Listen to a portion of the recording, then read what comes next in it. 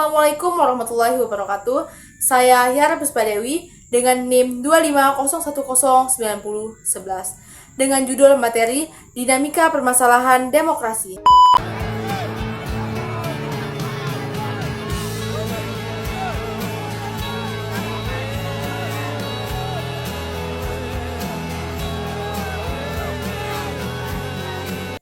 Demokrasi itu apa sih?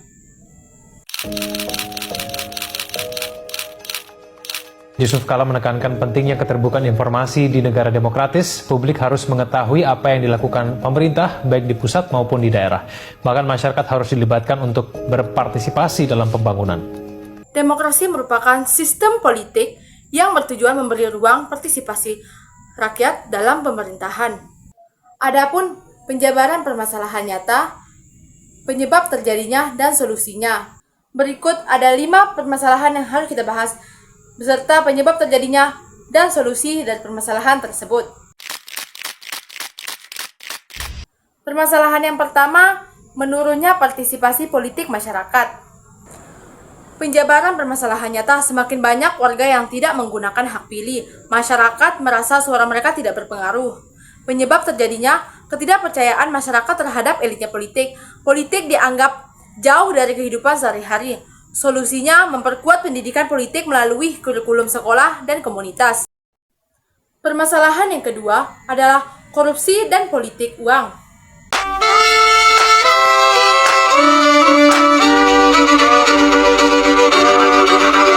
Kisah usang tikus-tikus kantor yang suka berenang di sungai yang kotor. Kisah usang tikus-tikus berdasi yang suka ingkar janji lalu sembunyi.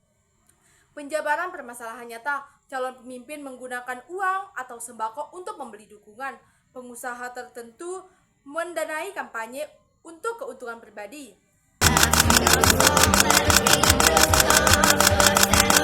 Adapun solusinya, yaitu menetapkan batas dan transparansi dana kampanye, memperkuat lembaga anti korupsi dan mekanisme audit dana politik, menerapkan sanksi tegas terhadap pelaku politik uang. Adapun permasalahan yang ketiga, polarisasi politik dan konflik sosial.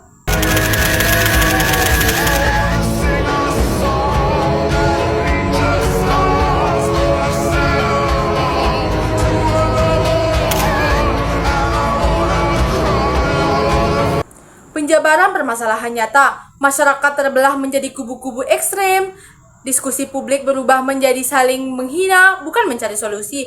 Media sosial menjadi arena penyebaran hoaks dan ujaran kebencian.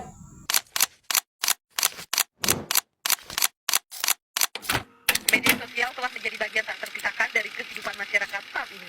Ribuan lowongan kerja online paruh waktu marak bertebaran di media sosial. Banyak akun-akun pribadi yang tidak jelas profilnya, lalu lalang. Adapun penyebab terjadinya, algoritma media sosial menciptakan ruang gema, elit politik menggunakan isu identitas untuk meraih suara, kurangnya ruang dialog yang sehat dan objektif. Adapun solusinya, literasi digital untuk mengurangi dampak hoaks, menyediakan platform dialog antar kelompok masyarakat, regulasi yang jelas terhadap penyebaran kebencian dan informasi palsu, media massa memperkuat jurnalisme berkualitas.